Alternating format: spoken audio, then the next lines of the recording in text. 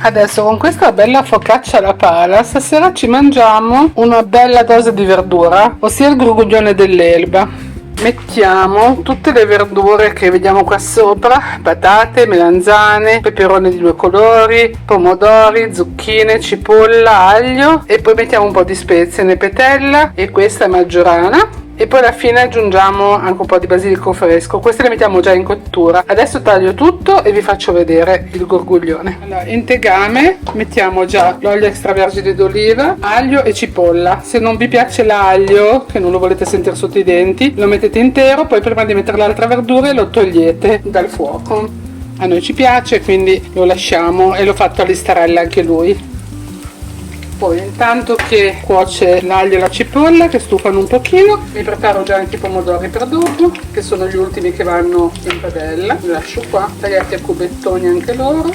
Facciamo con la seghina, no? Che facciamo meglio, andiamo là, più veloce.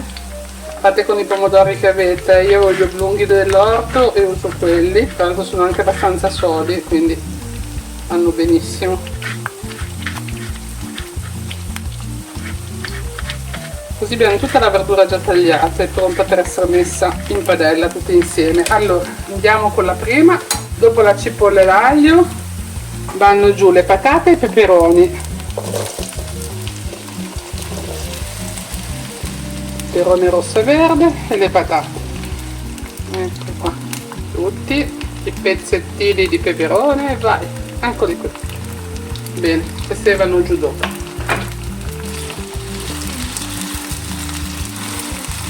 Non mettiamo ancora sale, non serve adesso in questa fase. Aspettiamo qualche minuto e poi aggiungiamo le altre verdure. Adesso che hanno cotto 3-4 minuti aggiungiamo anche le melanzane e poi le zucchine.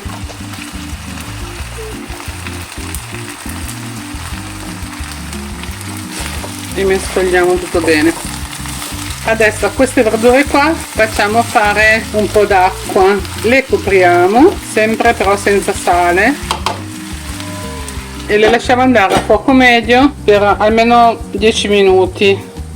Adesso vediamo un po', è passata, ecco, è già un po' stufata la verdura. Adesso aggiungiamo le ultime cose in cottura. Allora, i pomodori,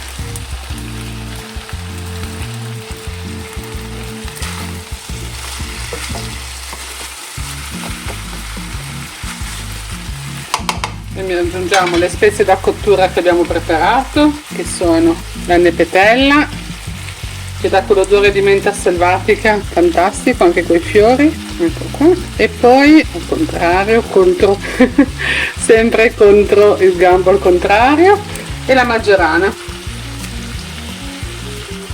Oh, ho preso un pezzo interissimo, è andato qua. Poi mettiamo il sale e anche un bel giro di pepe.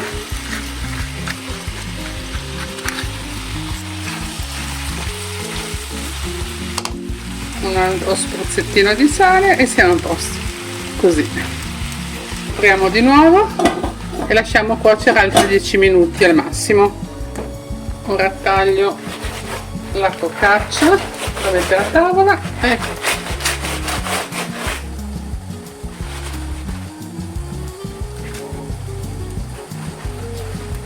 ecco la focaccia. Togliamo il gorgoglione, direi che ci siamo assolutamente. Adesso la verdura è già bella amalgamata, vedete che non è più tutta staccata una dall'altra, però ha mantenuto il suo colore, bello fresco comunque. Allora, spegniamo già il fuoco, aggiungiamo un po' di basilico spezzettato fresco sopra, anche i fiori se vi piacciono. Mettiamo tutte queste foglioline qua. Ecco qua. Facciamo il piatto, giù tutta, vediamo se ci sta tutta qua dentro. Ecco, se ci stava da cruda, eccola qua,